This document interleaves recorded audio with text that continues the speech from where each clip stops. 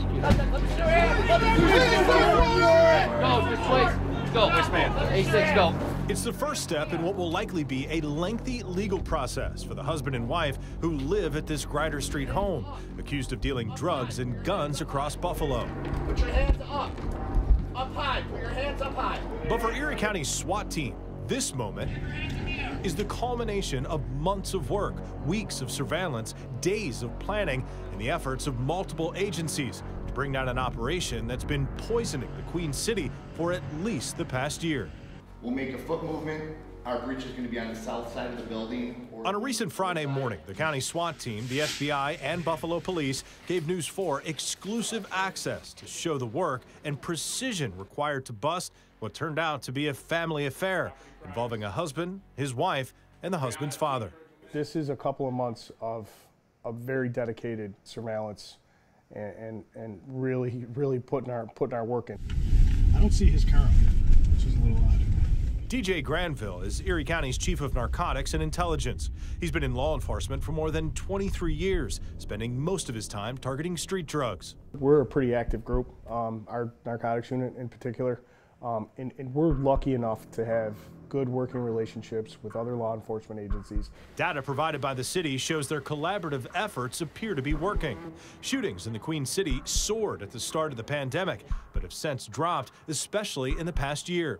As of last week, 75 people had been the victim of gun violence this year. 20 of them died.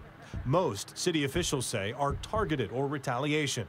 The day after 6 people were shot in less than 12 hours, Buffalo Police Commissioner Joe Gramaglia pointed the finger at repeat offenders. This is some of the common problems that we're dealing with our gun crimes, is dealing with previously convicted felons who are in possession of handguns again. It's obviously we have a handgun problem. We're working very diligently on this. Raids like these couldn't happen without sincere coordination among law enforcement agencies at the local, county, state, and federal levels. In this case, what was expected was exactly what was found. In a matter of minutes, 2 homes and a business were hit. The subjects of the investigation were exactly where they were supposed to be. No injuries to either side, no crossfire, no resisting. The whole point of surveillance is to not get made. So we've been out there for weeks now doing what we're doing. And in the hopes tomorrow when we execute these warrants, everything's where it's supposed to be. Karan Virgil Mack and his wife Brianna and Karan's father, Desmond McLeod, were all arrested on a variety of felony drug and gun charges. This team's success rate isn't 100%, but it's close. The planning process is very in-depth, and you can plan for something from A to Z and have it completely scripted, and come game time, things change. You know, the best laid plans don't survive the first shots. You can see the cameras kind of looking at us there. We won't divulge specific investigative techniques, but a variety of arrests and confidential informants led to ground and air surveillance and undercover drug and gun buys to verify intelligence. Every detail is cross-checked, every step intentional and meticulous. Here's how it works. In the days before, Erie County's Air One helicopter circled the city to get a bird's-eye view of the home on Grider, the illegal business on Clinton, and the apartment in the Langfield-Kenfield complex. Part surveillance and part intelligence that gives the county's SWAT team the ability to be intimately familiar with their targets. Yeah, so the 2 teenagers were out yesterday. They were kind of messing around in this area here with one of the dogs. They're both holding one of the dogs. It's early, 6 o'clock the morning of the raid. SWAT group leaders are reviewing their plans, highlighting every step and every possible danger. Right here, there's a fence. So don't have a set of bolt cutters in case we get there and it's locked with a lock or a chain. As the sun begins to rise, a quick run through to get familiar with commands, timing, and roles. Please search warrant! Failed breach, move to Bravo. Failed breach. Less than an hour later, all teams from each agency are gathering at the rendezvous point. This morning, it's ECMC. Our SWAT team's going to handle Grider. Then it's on. Karan Virgil Mack is taken into custody at the house on Grider. Multiple guns and 5 pounds of pot are collected. Minutes later, Brianna is taken after her morning drop-off at school.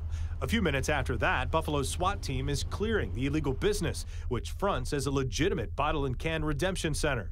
More than 10 pounds of pot and edibles are confiscated. By the time crews are inside the business, another SWAT team is busting through the front door of McLeod's apartment, where more than 10 illegal guns are found in a safe and tucked into a basement ceiling. We have the ability to put the necessary time and training into these operations. Like you said, weeks and weeks of intelligence gathering for literally 7 minutes on target. But that 7 minutes can go really sour really quickly. It didn't this time. By any measure, this morning's operation was a success. You know, you talk about coordinated, well-versed officers going in, executing search warrants. No one was injured. The bad guys were not injured. The good guys and our citizens were all protected. Kudos to them. Sheriff John Garcia is proud of the men and women in these specialized groups. But for the past 3 years, Garcia and others in law enforcement have been fighting a parallel battle. Brazen criminals and changes in Albany in the form of New York's new bail reform laws. He says it puts his deputies in danger. That tide is changing incrementally, and it's getting pushback from top Democrats, slowing change when law enforcement says it needs it most, meaning Garcia and Grimaglia and their teams on the streets are about to get a lot busier. We can't go through another summer of violence, and we're coming up to Memorial Day. We're coming up to the hot months of summer when people are going to be out. Kids are out of school.